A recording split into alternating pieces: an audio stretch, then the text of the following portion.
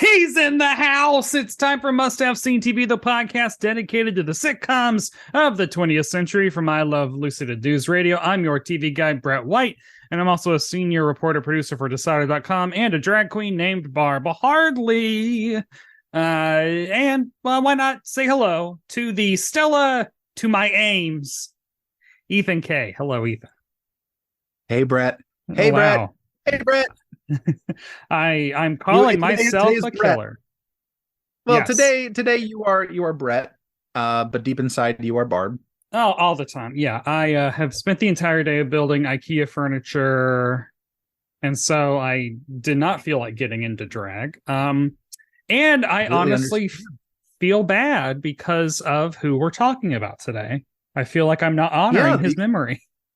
When you said Stella to your Ames, 0% of the people who listen to this podcast know who any of those characters are, because we're doing an episode of a non-sitcom TV series. It is most definitely not a comedy. No, not a... this is part of our Pride Month celebration, where we're examining depictions of queer, gender non-conforming individuals throughout the decades. Last week, we saw Rock Hudson for like 30 seconds on an episode of I Love Lucy. That was good. And this week, we're going to be teaching everybody about the life of one Thomas Craig Jones, aka TC Jones, aka fierce female impersonator that I'm fascinated by and have done a lot of research in the last 2 hours. The episode we're watching is from the Alfred Hitchcock Hour, which is the sequel of sorts to the Alfred Hitchcock Presents. Alfred Hitchcock Presents was a regular 22-minute anthology show, and then they said, let's boost it up to 50-some minutes, and then it became the Alfred Hitchcock Hour. To keep in mind, Alfred Hitchcock did not write every episode. He did not direct every episode. He hosted every episode. But he told jokes before everyone began. Yeah, it's very strange. Jokes, and it was that was interesting because the jokes that he told in the United States were usually at the expense of the sponsors or the commercials that were very popular. But he'd record a second set for the European audiences where he'd make fun of Americans. Oh, wow. Gotta give everybody what they want. Unless you are a female lead in any of his movies, then you're not going to get anything you want. You're probably going to get a lot of verbal abuse. Yeah. You know, as soon as I told my mom that we're going to be doing this one of these episodes, she goes, "Oh, I just read a biography of him and he's not a nice man." No, no, he's not. No. You know what? He had less screen time, I think, than a cat in this episode. Gus, the new mascot of this podcast, honestly. Gus the cat. So honestly, I have too much to say about TC Jones that I would just say right now I am watching. We both watched Across the Spider-Verse, and it's great. Yeah, and boom, check it off. It was fantastic. I want to keep calling it future Academy Award nominee Across the Spider-Verse, because until it becomes, I think you could say winner, Academy because I don't think the Pixar Elemental or whatever is getting anywhere near as good a critical buzz. No, and also Across the Spider-Verse was just I can like casually say a perfect movie, like just pretty wild. How much fun they took and creative. That was perfect. They took something that was perfect and made it more perfect, and I don't know how that's possible. But it is very a fantastic movie. It's very Empire Strikes Back. Like it is. Oh my God, Siri! Yeah. Jesus Christ! How did you turn on for that? Go away! How do I just disable Siri? What kind of TV forever? Are you watching that you like? I don't care if you got it. Stop.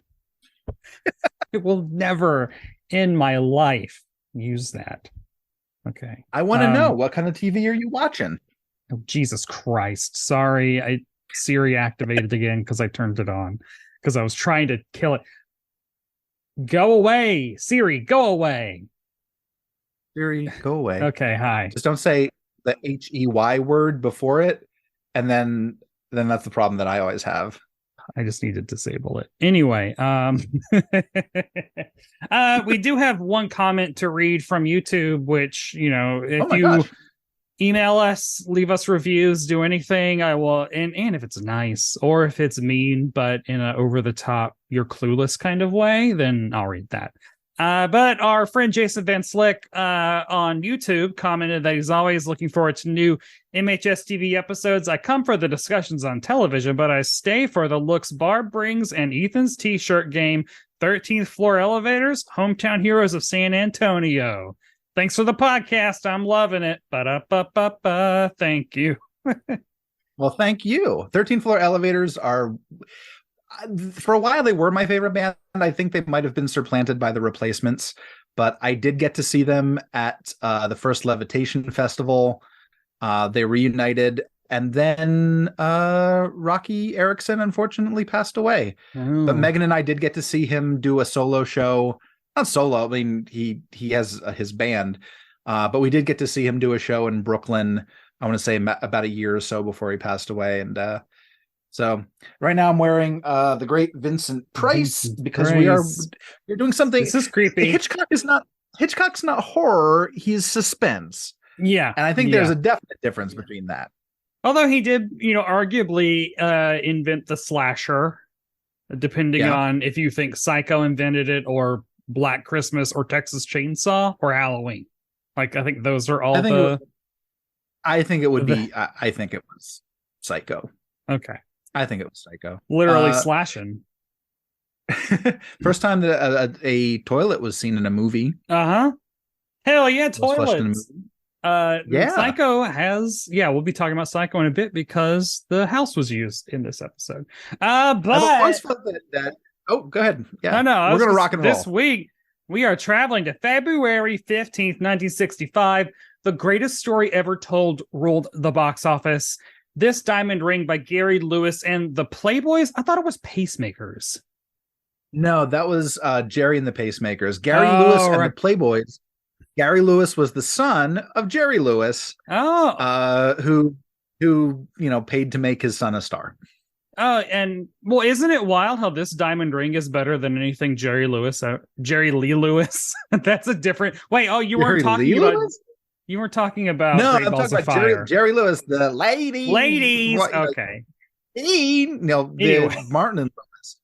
I gotta say, I've tried to watch In the Army now, or is it At War with the Army, like 3 times, and I cannot get through it. In the Army now is the Pauly Shore movie.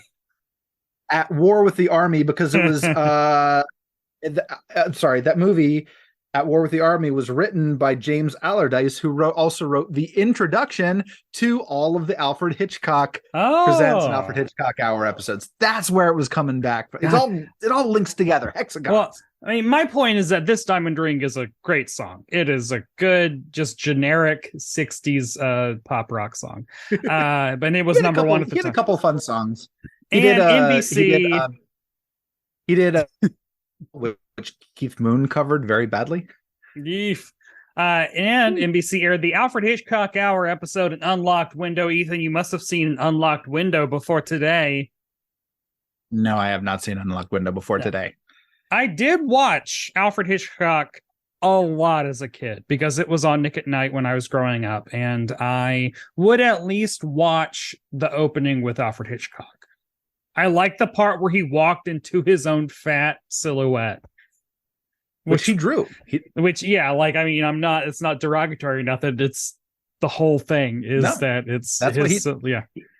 He even starts this episode by saying, I was afraid to come on screen because I had lost so much weight that I was afraid they'd put a missing persons report out for it. If I'd lost 10 more pounds, it would have qualified for a missing persons report or something.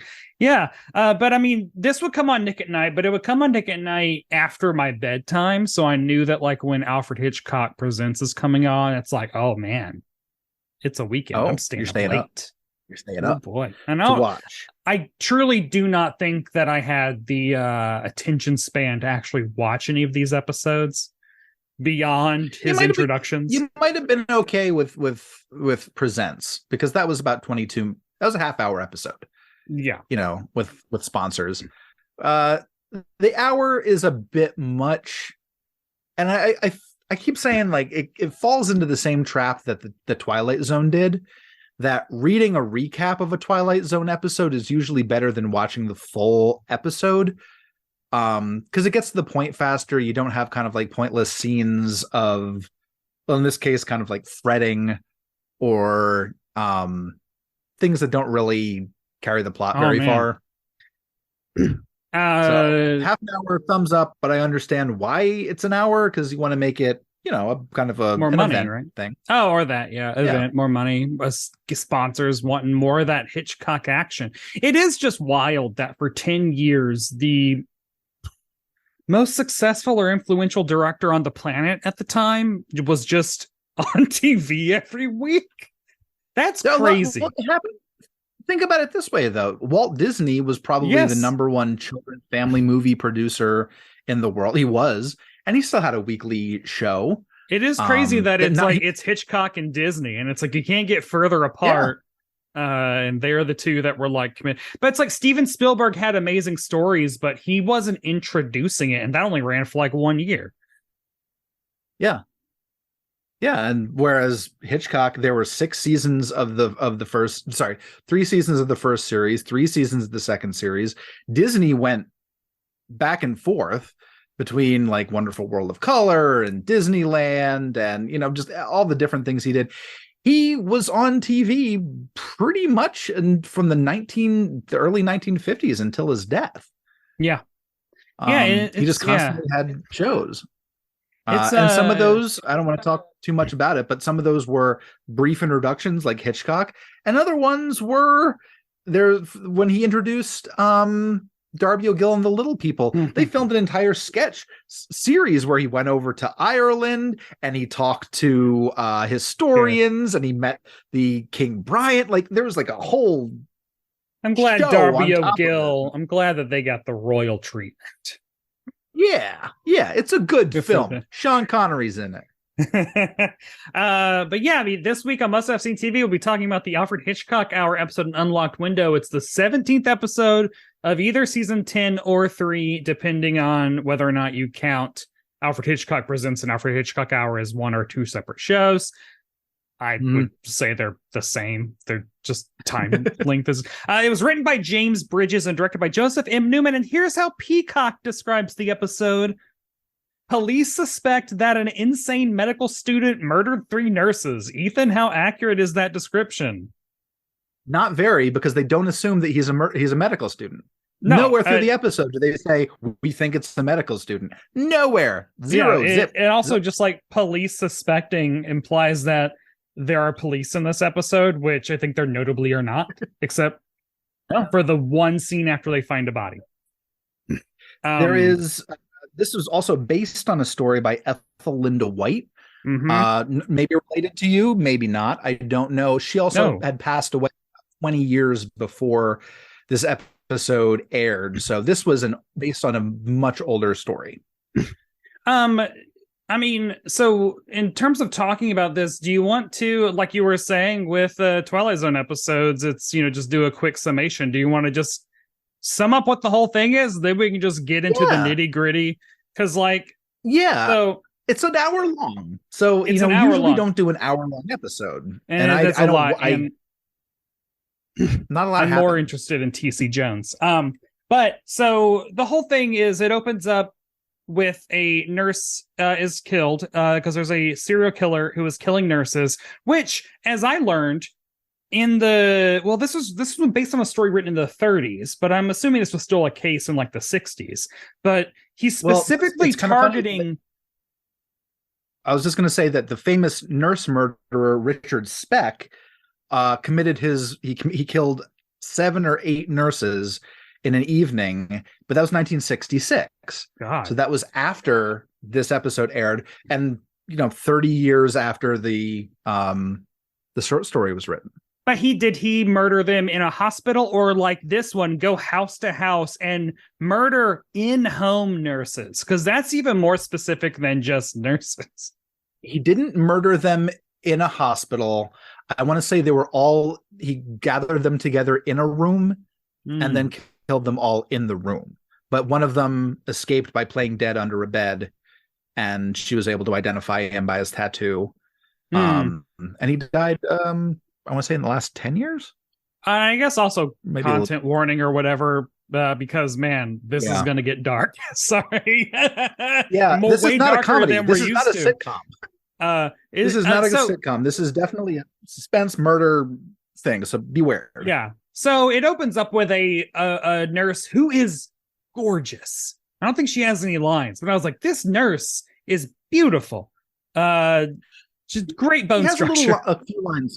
She says goodbye to the person that she's taking care of a man's wife, Caliphus, I think his name is, and all she does. I thought it was Christmas.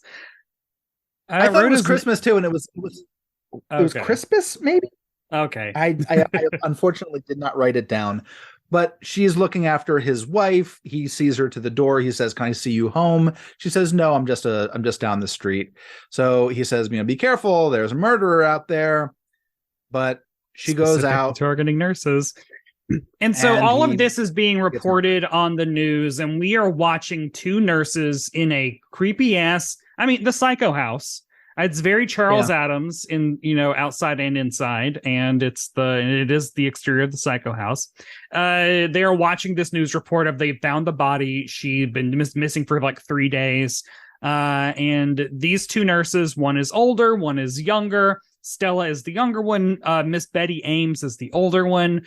And they are watching over just like some rich dude who bought this house because he wanted it to be haunted. Honestly, weird character. So there's a whole hour of suspense and like, what did I hear, what did I see, and it turns out at the very end that the killer is the older nurse, who is a female impersonator. TC Jones is playing this. So yeah, it's a crazy person dressed up like a nurse, and it kills. Stella dies. That's wild. That's all we knew about it going into this, is that we knew that there was a female impersonator episode of Alfred Hitchcock. If you listen to our last episode, that's literally what we said. Oh, let's do that. It's like the Twilight Zone, where you're like, she thinks that she's ugly, she gets the surgery fails because she's beautiful, and everyone else looks ugly.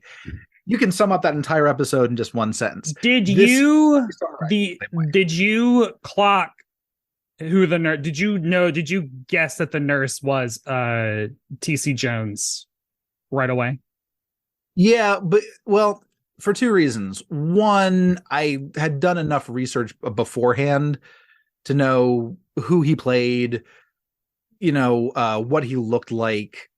I can understand that if someone was not expecting this ending, then it would be a huge surprise. I think he's really convincing. It's just his voice. So first of all, for the entirety of the episode, he's using his actual voice, which I think is probably naturally higher than most men, but it has like a lower resonance to it that is kind of a tell, but like only if you're kind of already like listening for it. I think otherwise very convincing.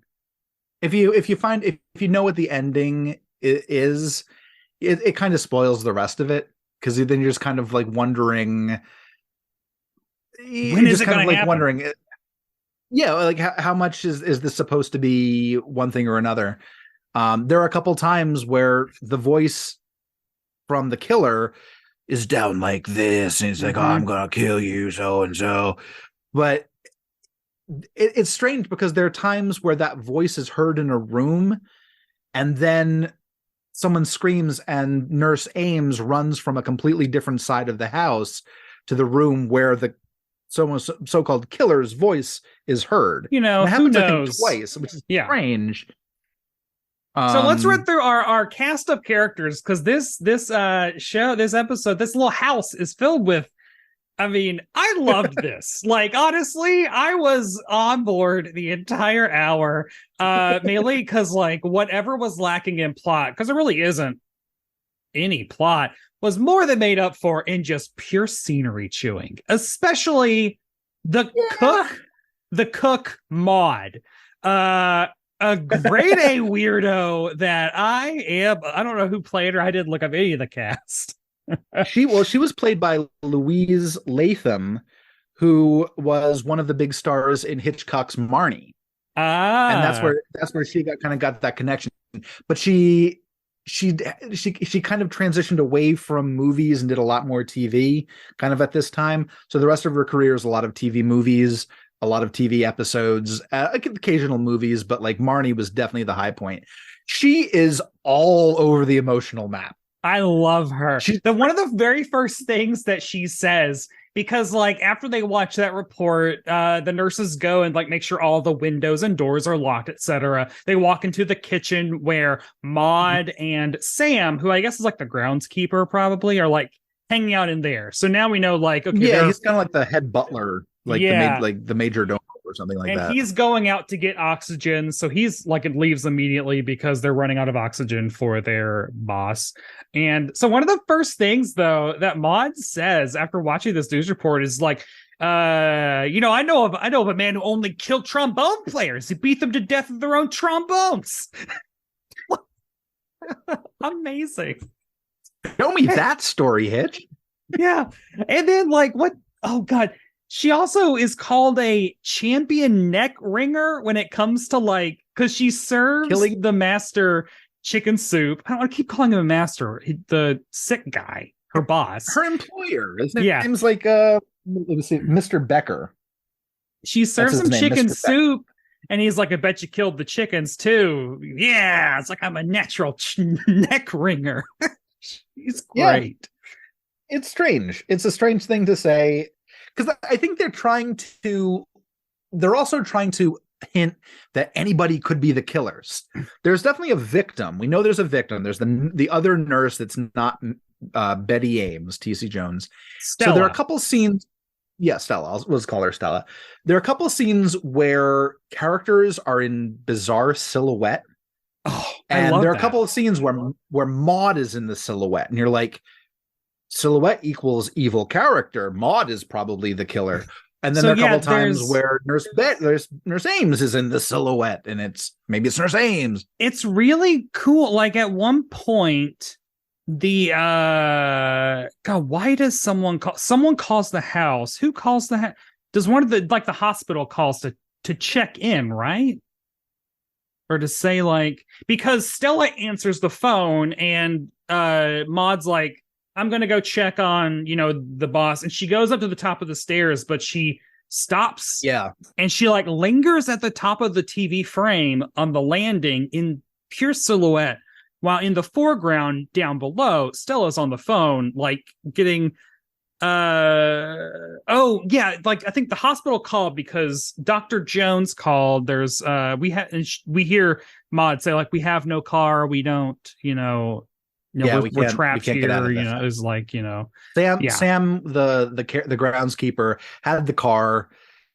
There's a storm also going on. It's implied that if the storm is really bad, he can't get back up.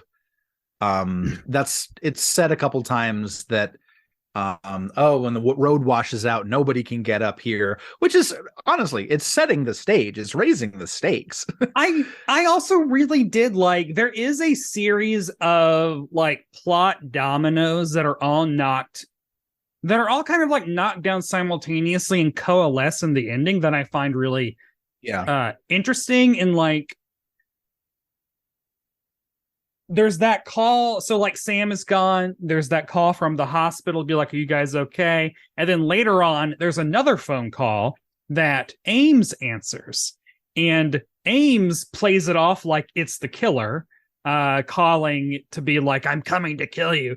But really on the other end of the phone is probably, did she say who was on the other line? Because I assumed this is the hospital calling to say like, hey, the nurse didn't show up, because Ames just got there the night before. And so Yeah. I guess that's kind of a couple holes because the phone keeps ringing. Ames keeps picking it up and answering and saying, "Leave us alone," and then hang up. And then the phone rings again. But it's not told who this person on the phone But is. I can imagine that's probably like the police or the hospital, because as soon as they said, "Oh yeah, Ames just got here. She was sent over by the hospital. She arrived here last night," my thinking was, oh, she definitely killed whatever nurse was supposed to be going over there. And at some point, the hospital is going to call and be like, "What do you mean there are two nurses there? She never showed up." And so, like, it was cool. Like, they were persistently calling, and every single time it was Ames answering. Oh. Now, the one thing that we have not talked about yet is the name of the episode, why it's called The Unlocked Window. Yeah, this is the only thing. So, like, she goes down. Stella's it's kind of a red herring. Let's just say that. It's a red herring. Stella's like going around checking to make sure that everything's locked. She's like, "I need to go down the cellar." And Maud's like, "I ain't going down there." She has another, like, think about like someone, my cooks, my father's best friend tried to kill someone with a butcher's knife. It's just a story she offers up while Stella has a flashlight and is going down into the cellar. Awesome. Maud is progressively getting drunker and drunker through the episode, which I think is hilarious. And she gets to a point where she's a little tipsy, and you're like, oh, something's up with her. She literally takes a sip of some hidden brown alcohol and goes completely lunatic and just starts something like, it's like stops talking coherently, just like I don't have it written down, but she's just like talking like baby talk, all because of like one drink. Took her from I'm feeling good at a party to I better wear a diaper because I'm gonna pee myself. She's iconic. So she goes down in the cellar and she sees that, like, she's checking all the windows. One window is ajar, but she is distracted and goes back upstairs. Like, does she hear like a scream or something? I can't remember. The lights go off, I think. Oh, right. Yeah, the lights go off, and so she goes back up. And so this is like my main problem was the entire time she's constantly asked by Ames, she's asked at least twice, "You checked all the windows, didn't you?" And she has this look on her face where I could not tell if she was genuinely had forgotten about the blatantly open window, or if she was like trying to keep it a secret because she would be embarrassed. She was like embarrassed that she, I don't know, didn't close it. It isn't until the very end where we find out. They show the window clapping open and closed in the wind all the time, probably like 3 or 4 times, maybe it's 5. Every act break, like every out to commercial and back from commercial, is that cellar like little like window flap hitting. But it's a red herring because the killer is already in there. The killer does not come through the window. If you don't know that T.C. Jones is the killer, you're looking at this being like, something's going to happen with the window. Why aren't they addressing the window? The window's open. That keeps opening. And we see that. At one point we see Sam. So like at the end of the episode where Ames is hiding under a stairwell, calling out as both the killer and also as herself, being like, "Oh, I'm here." At that point, Sam, or as we, the viewers, are seeing, a like covered man is like stalking towards the house, and she sees his feet at the cellar door, and so we get a little bit of hot cellar action, but it doesn't amount to anything because it's just Sam, who gets killed and shoved behind the front door. Which, when Ames was like, "Look at that body behind the door," that was pretty. That was actually, it was Sam. Yeah, that was scary. I don't know. Ames killed Sam because Sam, I know we're doing this completely out of order. Sam can't get up to the house. Sam, the car doesn't work. He approaches the house wearing a coat and hat. We don't see who he is. We just know that there's someone in a coat and hat circling this dark house in the middle of the night where it is raining, and we know there's a killer out there. So we're setting it up. This is good suspense. We're setting up this person there. And then we know that he gets in the house and Nurse Ames is screaming and Stella is very concerned. but then we reveal that Nurse Ames has killed Sam and has propped his body up behind the door. These are all the beats, folks. Yeah, I mean, this is things happen and then the murder is revealed. Yeah, and but like the entire time there is a mounting tension. I will say, like, I thought TC Jones was great. Good female illusion. So here, let's talk about the drag for a second. Yeah, TC Jones as a female impersonator. So like as playing the nurse, as playing Ames, I did appreciate TC is corseted, like actually does have an hourglass figure. I'm using Bosom Buddies as like the bottom, as the floor of what TV shows consider drag, because that's just two men putting huge floor length crappy church dresses on and calling it a day. And they didn't even bother doing drag in the second season. Yeah, exactly. They were hardly trying in the first season. But like TC Jones has like lashes, a wig, pantyhose, the waist is snatched. You know, I was like, oh, this is like good work. Yeah, because he was a professional. Yeah, which is of course why you get TC. A professional. Yeah, I mean, he was a professional. A lot of things. Professional actor, professional female impersonator, recorded an album. Mm-hmm. I do want. But so we have a lot of TC content to get to, but before we do, we need to talk about Gus. Gus the cat. Oh my God. Who didn't die? No, thank Gus God. Didn't die. So, oh no. So when Stella goes down there to check all of the windows to see if they're open, she's distracted by a mouse. That's what it is. Yeah, a mouse scares her and she runs back upstairs and doesn't close that window. So Maud is like, Gus, you got to earn your keep. Picks up this just like orange. It's wild how I could tell that was an orange cat. Yeah, you can tell it's an orange cat. Yeah, just picks him up and just like throws off camera, just chucks him.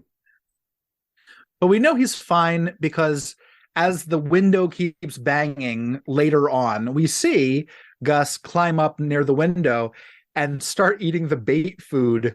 Did you notice this? That they had to put some food or something up there to get Gus to climb up to be by the window. So Gus climbs up, what is like a big covered chair or something, and just starts chowing down on something. And then they cut away. We had to get Gus up there. Then he's just chilling by that window for a long time until at one point the window opens like super like impossibly it opens an impossible amount and Gus goes outside. And then, like a scene later, all of a sudden Gus is at the second floor window and Stella lets him in. And that is what triggers her mind of like, wait, he was in the cellar. How did there's a cellar window open. And then she goes down there and she sees Sam's feet. But I did like that after Gus gets into his master's bedroom, he's just chilling on the bed throughout all of this. And so like Stella will run in there and be like, wake up, he's here. And the cat's just like, what the fuck are you doing? Get the fuck out of here. Between the guy and Mr. Becker's legs. Yeah. It's like, my cat does that now. Monty does that. He's really taken a liking to me. Mm-hmm. So now at bedtime he will curl up in between my legs, or now he's kind of comes up to the pillow and sleeps on the pillow on top of my head, which I love and adore. But he is doing that like, oh, you're lying down? I'll just curl up in your crotch. It's warm. Hell yeah. So like your cats do that? They don't stay in bed with us the entire night or off. Like it's first of all, they have to be crepuscular for a while, which sometimes I'll wake up because they are playing soccer with a bottle of pills. That's father they've knocked on the floor. Wild. Life in Brett's house. Well, and then so like Gene, instead of like sleeping, he just gets in my face and just licks. He just licks me and will not stop. And it is a unstoppable force. Like you can't stop him no matter what he's going. He's like it's 4 a.m. I'm either licking your face or I'm gonna bite your phone. Like, and so then I just have to pick him up and put him out. We've gotten better with getting the entire gang together for bedtimes. So usually it's between like 1 and 3 cats. Sometimes it's 4. Very rarely it's all 5, but it has been all 5 before. Oh, yeah, we'll get them all in. We can't move.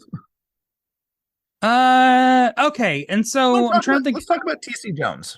Well, what we can wrap up the episode because let's talk about this reveal because that leads into TC Jones because I think that's pretty much right. All that's left, other than me just reiterating, Maud is a great character, and I do wish that Stella was better. Because I think Stella is kind of a non-entity, and I think that's a lot of the performance. She comes alive when she's scared. Yeah, her career, her name is Dana Winter.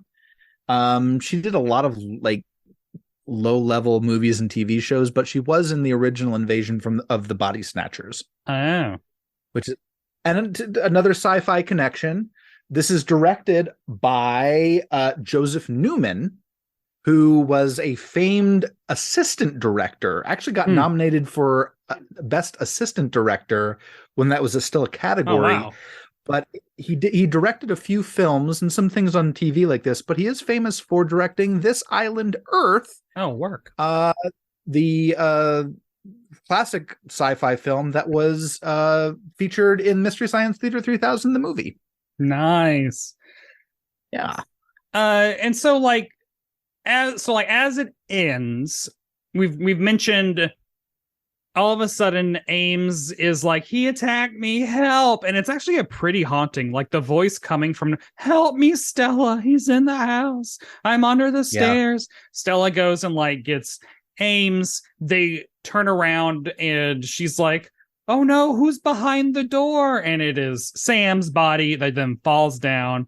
And then when like Stella turns around, all of a sudden Ames, with a comically deep voice, says, you have a bad memory, which is really funny that was what Stella was just like, tisk, tisk, tisk, which she was writing Stella really hard the entire episode about being forgetful.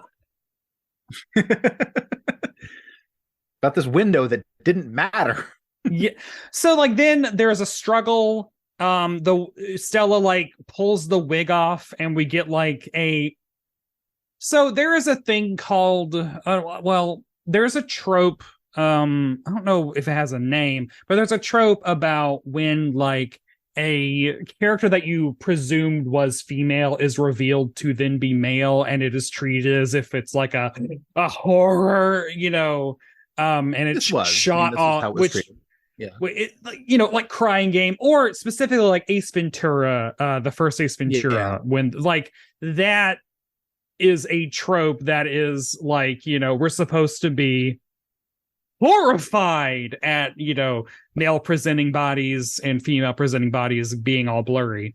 And that's very much what this is, because when the wig is taken off, it reveals his slicked back hair, and it's shot as if it's like, oh no, he has man hair.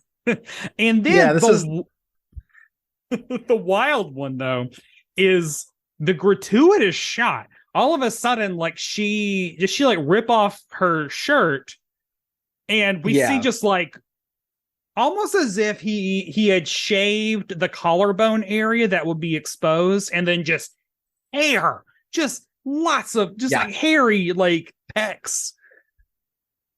I gotta say that there's a story that I read about him that actually kind of ties into this, is that he was doing a show with a review, and at the end of the show he took his wig off and he bowed, and there were 2 women in the audience who supposedly said, oh, that poor woman, she's bald. Yeah. And it's kind of like you want, like, whoever was writing the script was like, no, you can't just show that he's bald. You have to show like he's actually doesn't have breasts, he's a man.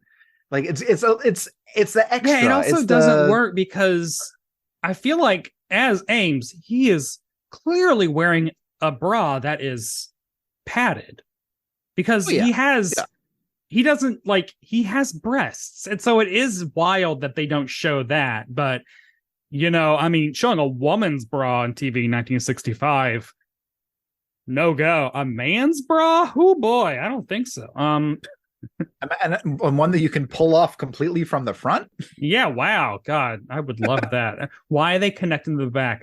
I don't understand it. Putting them on is annoying. I don't know. I did notice that his lashes were very pretty when he was strangling Stella.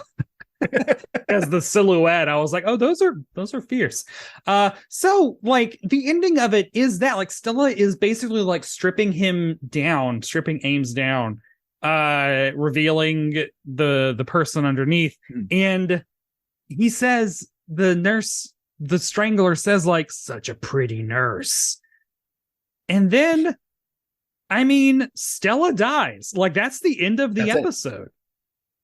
And then Hitchcock has a joke that says, if you want to know more about Nurse Betty Ames, he later tried to throttle a nurse who was a policeman in disguise, which I guess is his way of saying, like, he's in jail.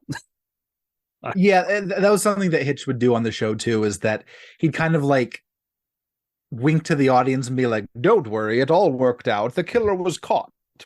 Yeah. Like, that's exactly what this was. But man, that body count kept on getting racked up. So Thomas Craig Jones, TC Jones. What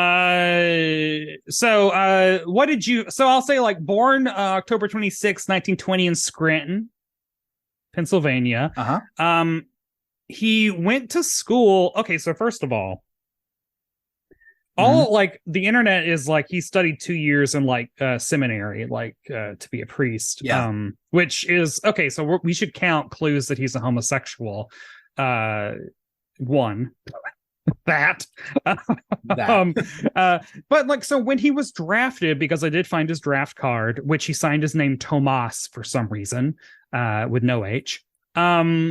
He, at the time, he was 21 when he was drafted. So this is 1941. He was a student at Carnegie Institute of Technology. So he must have gone to seminary after that. And then he was discharged in 1943, and I don't know if it was a normal discharge or what.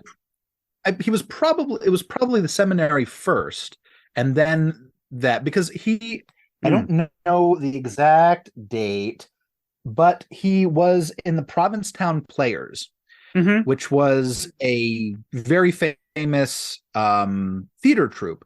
Now they had their kind of like big heyday in the 1920s and 30s, and had kind of like that wave had kind of ended, but they were still going with shows. So he was in, I believe it was the E.E. Cummings play Him in the mid to late 1940s.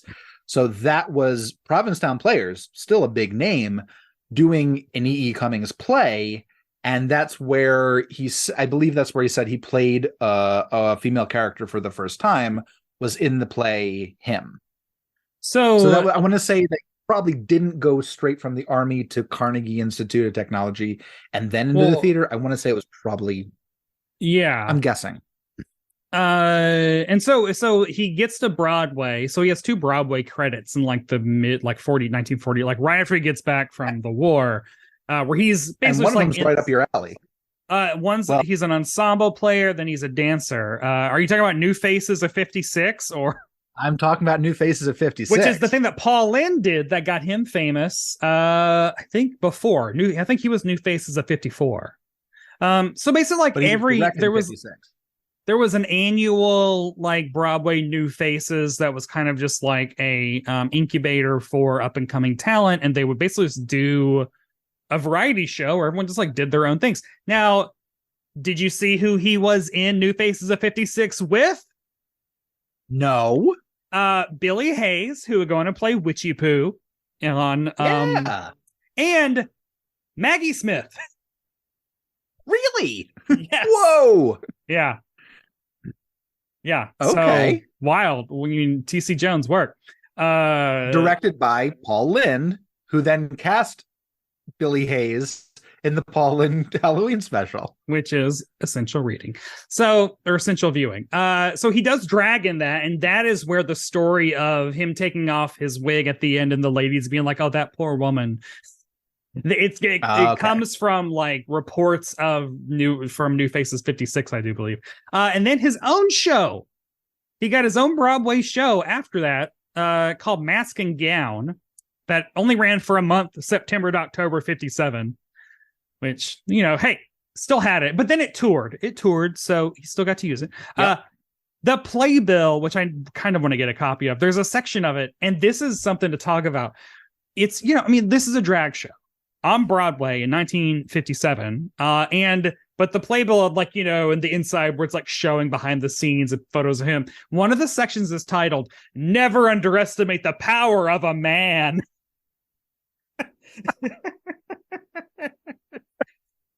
And that's titling a page of just photos of him like in like women's underwear and like combing wigs and stuff, you know. Like, you should get that. Try to find that if you can. I want it. But this, so like This Is the Army playbills from when it was on Broadway 10 years before this is the same thing, because like the whole, like, that is, a lot of that was drag and a lot of that was them. Right. The Broadway playbills for This Is the Army were heavy on, they listed like the names of the soldiers, what weapons they were skilled in. and just like stuff like, and all the fonts were like very macho. It was very much like, yeah, they're singing and dancing, and some of them are wearing dresses, but, you know, they can kill a man. You know, they really, well, the whole thing was like, they really wish they were fighting. Like, that's the undercurrent. Very weird. While they're entertaining you, they're really dreaming about the battlefield. So think about that. Yeah. When you pan this show, it's very wild. What else did you find out? I found out that he moved to Miami after the words and joined the Jewel Box Review, which was, for the time, a very well-known drag show that moved up to New York. So I believe that he followed that, and there's a pictorial of just behind the scenes and on stage with the Jewel Box Review, REVUE, that was big in Miami, and I'm looking for it. It started in 1932 and then moved up to New York in 1962. So around kind of the later years, he was with that, and I believe he moved with it, and I think that's kind of where that part of his career ended, because it was a big drag show. Yeah, so, like T.C. Jones is widely considered, at least in like all the newspaper articles that I was finding from like the 50s and 60s, they all frame it as if like, we all thought female impersonation was out of fashion, and then T.C. Jones brought it back. Like, he was considered to be, from what I'm assuming, the most prominent female impersonator of this time period. One of them, that's for sure. Yeah. So like he did, you know, so he did characters that people recognize. He did Judy Garland. Oh, Tallulah Bankhead. Bankhead. And he put these together into a show, and that show eventually got recorded and released as an album. Yes. Yeah. I didn't write down the name because I'm an idiot. So I'm trying to find now. Oh my God, come on. But then he abandons the East Coast. Yes. Oh, what are you looking for? Yeah. No, well, so let's talk about the wife, because this is where things get interesting. So Connie Dixon. So born Caroline Suzanne Dixon because I found out all sorts of information about her that is, you can find if you have an Ancestry.com account. She's a year younger than him, which I think if you see photos of her does not compute. But also T.C. Jones. So what he looks like out of drag is, imagine if Uncle Fester was cute. Like, he's got this round, bald head, you know, like, he's kind of got like chipmunk cheeks. Yeah. He's kind of like, He's a chipper dude. Yeah, but he's like stocky. He's 5'8", apparently. I saw that somewhere. Whereas I have big eyes, he has kind of smaller eyes. Yeah, like so Caroline Suzanne Dixon. So they meet. So how they met is wild. And first of all, so here in 1953, Caroline Dixon owned a. I have a whole lot of articles about this. She owned a hair and like a wig studio and hair salon in the Polk district of San Francisco, which before the Castro was the gay district, the Polk, like Polk Street, was the gay district in the 1950s. So that's reason number 2. This wasn't her first career. Her first career was she was a professional fencer. Yeah. And then she retired from that and started this wig supply store. So on what day is this? On May 16th, 1962, the St. Petersburg Times wrote this article titled "Meet TC and His Mrs. Connie" by Nancy Osgood of the Times staff. So that Saturday in 1952, the business week was drawing to a close. Connie Dixon, former Miami model and 3-time Florida women's fencing champion, was preparing to leave her San Francisco beauty shop. At that moment, in walked a distraught man. "I'm told you can do something about this mop of a wig. I certainly hope so," he said. "It's driving me crazy." Connie couldn't believe her eyes. Her caller was T.C. Jones, the female impersonator whose act she tried many times to see in her hometown, always without success. She agreed to dress the wig that Saturday night. Monday, she and T met at a party. Tuesday, she went to see his performance. Wednesday, they dated. A few weeks later, they were wed. Since then, Connie and TC have worked side by side, as they are doing now at blah, blah, blah, blah, blah. So, okay. I'm looking for pictures of her, and the only one I found is of one of her styling his wig. Yes, that's what I'm looking at. And his Mrs. Connie. Where he looks like, let me share my screen because then maybe it'll show up in the video. Ooh, that'd be a good idea. Fingers crossed. Oh, yeah. How do I do this? Oh my God. Okay, there it is. Jesus. Share advanced. One participant can share at a time. Okay, cool. Share screen. There we go. And boom. There we go. I can see it. I can see it. I hope that other people can. So there's TC Connie. I would not buy that she is a year younger than him. I mean, I don't have any information that her birthday is a lie, but she looks very much like very Nancy Reagan. Yeah, so he's in his 30s, she's in her 30s. Yeah, this is 62, so they are 42 and 41. Right. Okay. So, yeah. So there's that. And then here's an article from 1972.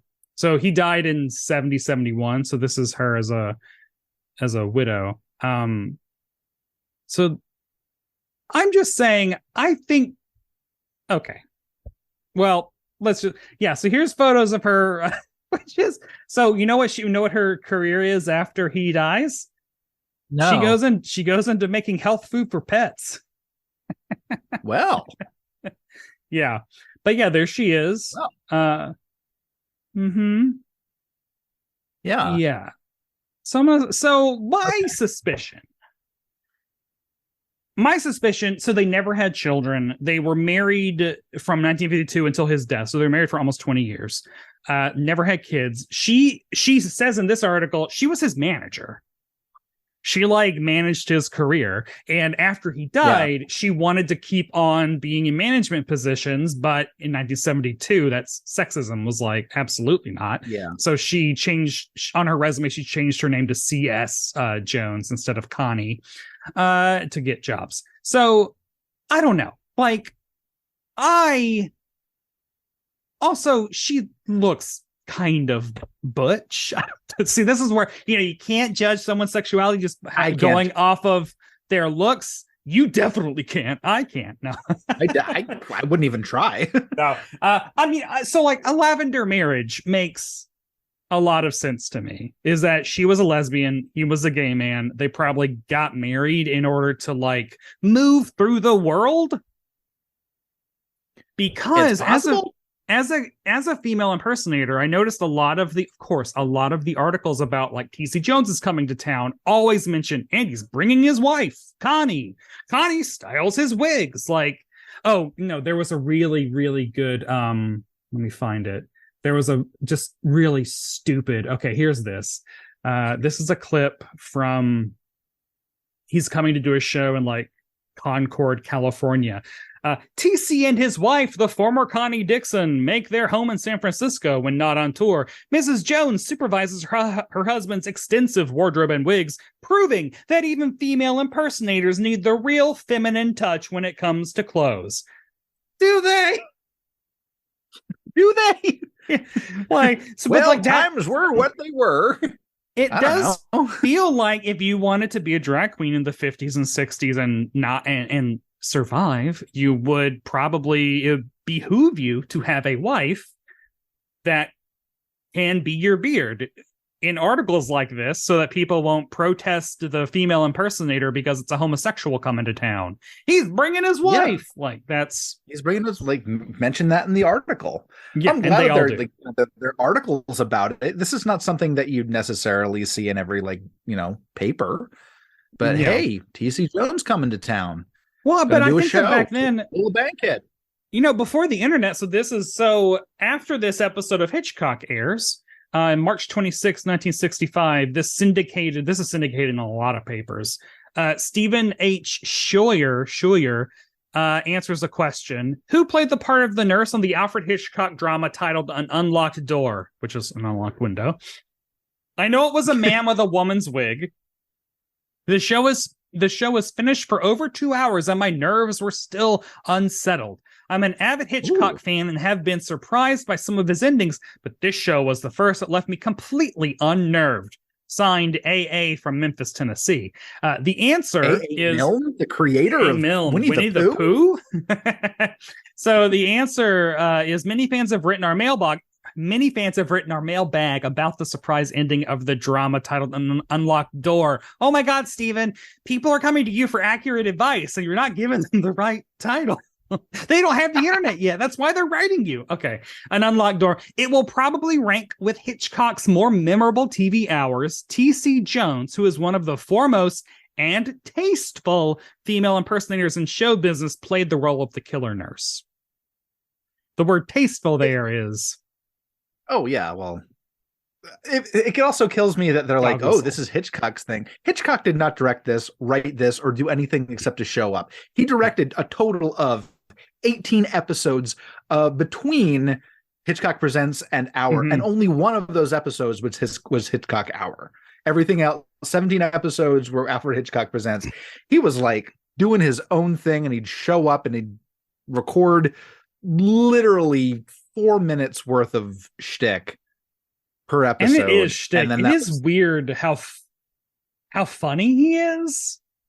Like, he has a very comedic character. It's just really unsettling, it's weird. Because he's playing off himself. Yeah. He's playing off like, oh, Alfred Hitchcock must live with guns and knives and bombs and poison because that's who he is. But he's playing against that, being like, I'm also droll and British and funny. You don't expect that to come out of me. Also in this 1962 profile, so it's an interview with TC Jones, and he says, as he studied 2 years for the ministry when he was like 17 to 19, and then he goes to Carnegie Tech and then the Army. But he says, as I look back, I'm convinced it was an emotional thing, that it was the drama of the Bible that interested me. Which is like, I got into the ministry because of the drama. Which is a pretty gay reason to get into the ministry. I'm looking up the drama of the Bible and not finding anything very interesting. So the question is, I mean, I was reading like an article that was just talking about drag queens and their sexualities, and their reading of it was he never gave any indication in any interviews, private or public, that he was gay or was not. That it still remains a mystery. I think you've done some sleuthing, but this one might end up a mystery. Until I write his biography and I really do the deep dive. But I mean, I do think that, like, you know, the clues of, you know, ministry, getting into the ministry for the drama, doing drag, marrying a woman that you like a month after meeting her, and she's all of a sudden your manager and does your wigs, in the gay district of San Francisco. And then you never have children. Like, so there is a, you know, we'll never know for sure because of the closet. But there's also, you know, who knows how the way that we in modern 21st century look at sexuality and gender identity and stuff is so like leaps and bounds more advanced, complicated than it was back then. Like a lot of the terminology and stuff that we use now, like, just didn't even have. Like, who knows? You know, he might have preferred female pronouns, but didn't know that he could ask for that. You know, like that's Or he might have, like, you know, I can't say that he didn't love Connie. He probably did love Connie. But did he have sex with men too? Like, but did that make him gay in his eyes? Who knows? You know, like, yeah, it's complicated, but I will say gay icon. Yeah, let's come right out and say it. Yeah, I mean, like, I think as far as like any gay performer looking to the past, or I'm sorry, any drag performer looking to the past, you could have you couldn't do much better than T.C. Jones, who did drag on Broadway, had his own Broadway drag show. Yeah, that's crazy.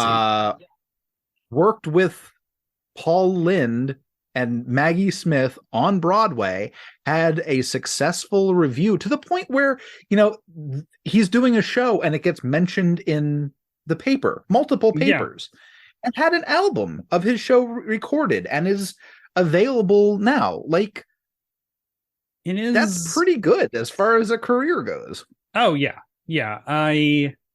I will also point out that I did find out that in 1954, Miss Carolyn Dixon Jones, owner of a San Francisco beauty shop at 1653 Polk Street, today awaits sentence on her guilty plea to charges of withholding $42 of employees' unemployment insurance contributions without paying money to the state. She will be sentenced July 15th. The dark side of fame. Criminal. Yeah. Oh, well, if I don't know what her sentence was, but I'm not going to say that you need to watch this particular episode, but if you do want to see T.C. Jones in action, in something that is really entertaining, he's in the movie Head with the monkeys. All right. And in drag and out. Okay, I need to track that down then. If you check it out, he's in it. Also, Frank Zappa's in it. Also, some great music. Written by Jack Nicholson. Fantastic. Yeah, I was like, Jack Nicholson was involved. Yeah. Are you ready for more must-have facts about this specific episode of television and not just? Oh my! I thought we covered everything, Jesus but Christ. let's go. No, man. So the ratings were bad. This was one of the last episodes of Alfred Hitchcock after its 10-year run. It was announced in the papers literally this like week that this aired that the show was canceled. So this was it. The top 5 shows of the week, though, were number 5, Bewitched, number 4, Andy Griffith, number 3, a tie between The Fugitive and Gilligan's Island, 2, Gomer Pyle, and number 1, Bonanza, which is it's a healthy lineup. And they're all shows that people remember now. Yeah. The number, the CBS's, no, NBC's, God damn it. Hold on. My thing was just like computers fritz it out. Oh no, I didn't write it down. The NBC had a lineup and man, it was great. I'll take your word for it. So what are you watching? Because these are some choices. On ABC, we've got the Dinah Shore special with Harry Belafonte, a musical salute to the Peace Corps featuring songs of Midi Nation and a new song of dedication. Sergeant Shriver and a group of volunteers take part in Hour. So that. On NBC, we've got Alfred Hitchcock Hour, An Unlocked Window. Bitch, it was written in the fucking newspapers and people are out there calling it an unlocked door. No, it's an unlocked window. I mean, at the end of the episode, they say T.C. Jones as Nurse Betty Ames. So, like, yeah. Come on. Geez. It's your fault for not memorizing the credits to a show that you saw months ago. Come on, people. A nurse spends a terrifying night in an isolated house with her bedridden patient while a homicidal maniac is loose in the area. Parentheses, surprise ending and mystery guest star caused Hitch to keep filming closed as a top secret project. So, like, that's teasing. Hitch didn't record this. No, he did not do anything with this. And then on CBS, the CBS News special. Oh my God, Siri. Go away. Okay. On CBS, a CBS News special, an essay on bridges. A look at various types of bridges from Rome to Bayonne based on the premise that bridges are the closest man has come to attaining a state of perfection.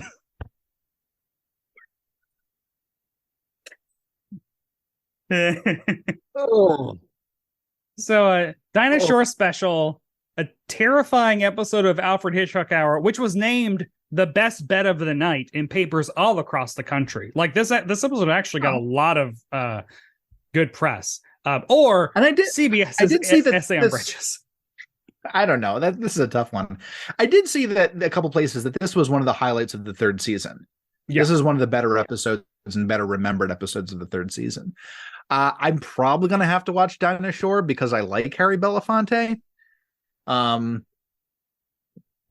might also turn off after he sings a song or two. And if he's just going to sing Sergeant Shriver, like if he's just gonna sing Deo, I'm like, oh, okay, we've heard that one before. But you know what? This is a tough one because the bridges. I don't know. An essay on I don't bridges. know where you could go with that. An essay on bridges. The closest man has come to perfection. To attaining a state of perfection. I don't know what the hell that means. I just thought, so what the lead-in for Hitchcock, I do believe, was Andy Williams' show broadcast in color, because this is the last season where like the next season is where the transition to color happens. Yeah. And so I'm wondering if Hitchcock was canceled because like doing an hour-long Hitchcock show in color is just not it wasn't worth it with the ratings it was getting. Because I can imagine that would be, because color was expensive. And Hitch didn't need this. Hitch was making his own films. He'd been a director for 30 years already when this series started. Yeah. So I'm gonna hedge my bets and say Dinah Shore until Harry Belafonte is done. Then I might switch over to Bridges. Nerd, man, I am watching Alfred Hitchcock Presents, and man, I'm gonna be throwing a party for it. Who knows? People gonna be coming over. You don't know because it's a hidden ending. It's a secret ending. It's on like everybody. Because okay, so to tell you the kind of person I am, there was an episode of ER, and when I was in college, where they were touting it as like someone is dying, because this is like season 10 or 12 or something. And so like we had a party, like 6 or 7 of us all went over. We all took bets on who was going to die, and then it was Paul McCrane who had a helicopter fall on him. But so I would probably throw a party for this. On IMDb. On IMDb, 839 Hitch heads. Gave this an 8.5 out of 10. Would you go higher, lower? Not knowing a lot about the rest of the series, I would say I'd probably go a little bit lower with it. There were a couple plot holes. about like the things where anytime that the killer's voice was heard, but Nurse Ames was in a different room, that kind of ruined it for me. But I don't know if this was one of the better episodes. Like I can't imagine what the worst episodes of Hitchcock were, but it was pretty good. I would give this an 8.7. I would go even higher. If it's got the reputation that it has, that number should be higher. Yeah, I'd probably go like high sevens, but maybe not like 8.7. That's a bit much. Honestly, like when that ending happened, aside from I do not know, like they dubbed that was I can't believe that was TC Jones's voice. Like that dubbed voice was so bad, but just shocking. Like just the fact that they ended it with the lead character just getting strangled to death, and it's like, hi. Yeah, I was by a character that has been stripped down to the waist. Yeah, wild, pretty much. So that's a weird one. I don't know. That's not something you'd see on the Dinah Shore Hour. No, or the bridges. Although I don't know what's going on with those bridges. Trolls. They might have been really hot. You don't know. Who had the must-see performance in this episode? Louise Latham as Maud. Yeah, I'm sorry, TC. I'm sorry. The bonkers sort of kind of drunk person who just kind of like blabs out all the people that got murdered. It's gonna be Maud. And honestly, like everyone gets a lot of screen time in this. So like Maud is in it a lot. Yeah. I didn't talk about like when she overhears the killer, she grabs that plank of wood and just starts like walking around trying to find it. Yeah. Right. There are three main characters in this. There's Stella, Nurse Ames, and Maud. The patient is asleep for most of it. Sam leaves, and that's it. It's really the three of those actors carrying this series, this show. And they like try to knock her out because she just can't sleep and she's freaking out. And they're like, knock me out, babe. Like, it was really great. She's great. Must other people see this episode? I'm going to say no, because it's hard to get people to watch an hour-long episode of something that, I don't know, doesn't really lead to anything. Yeah. I would say that for the TC Jones performance, probably yes, because it's a really good performance. It's cool to see. It's cool to see like drag in 1965. I think you can probably skim through it and then watch the ending, because that's the thing that's the most problematic and interesting, I guess. I think that's a good way of doing it. I don't think when we ask this question, we don't usually say, oh, you can fast forward through it and speed up through it. I think that an hour-long Alfred Hitchcock Presents is a time commitment. Although, if you like Alfred Hitchcock, or if you like classic like suspense, I do think watch the whole thing, because it was fun. And there are really good episodes of Alfred Hitchcock Presents. God, I cannot remember any of them, but I'm pretty sure I've written a list about them. What I was surprised to find out, though, is it is all thrillers and no like sci-fi. Like there are very, very, very few that involve like a monster or an alien or something. Like probably Hitchcock under 10 really did that. Yeah, Hitchcock didn't do that. His movie, if you think about his movies, they're murders, they're crimes, they're suspense. There's pretty people doing bad things, ugly things. Yeah, psychological torture, like Gaslight and Rebecca, and Oh, Becky. But Rebecca Katsopoulos. That does it. Where can people find you on the internet if they want to share their favorite memories of TC Jones? Check me out on Ethan K55 Ethan K55 on Instagram. That's where I post pictures. That's where I posted a picture today. Megan and I went to the Sparta Cemetery in Ossining, New York, to see the grave of the Leather Man. Ooh, Daddy, which we learned from the Village People. The only person I've seen from the Village People is the cowboy, and I saw him at a convention. He smiled and he was very nice. Oh. But the Leather Man was we watched an episode of Mystery Files, which is on Watcher TV on YouTube, and he was a tramp that walked around the Northeast in the late 1800s and wore 60 pounds of leather clothing. And he died. Who he was a mystery, and where he was buried was a mystery. And his grave now is in Sparta Cemetery. So I posted a couple pictures of the Leatherman's grave. That was a long story. Long walk for a ham sandwich. Content, baby. How are you doing, Brett? Oh, people can follow me on the internet at Brett White, on Twitter and Instagram. And you can also follow my drag journey, especially during Pride Month, at Barbara Hartley on Instagram. And follow Must Have Seen TV. Like, watch things on YouTube. Please, it'd be nice. And leave comments, leave reviews, leave literally everything. Tell us your dreams, your hopes, your fantasies. And please rate and review. Like I already said t-shirts or not. Yeah. If you like the t-shirts that I'm wearing, I'll change them up. Yes. And or take requests. Ooh, maybe I will.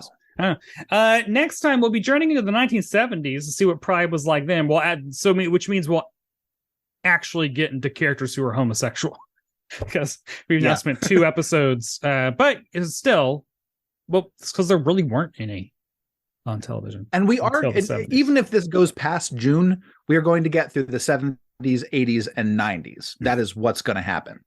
So even if the 90s episode ends up a little bit in July, who knows? We're going to get through all the decades. Because this is interesting, because it's open to everything, important. Baby. Maybe we'll do, honestly, I've talked a lot about sitcoms. Maybe I'll find a drama or a news special or something weird. Just keep it weird stuff, keep baby. It weird. Keep Austin weird, baby. Hey, babe. So thanks to Acast for hosting this podcast. And we'll see y'all next time. Must Have Seen TV.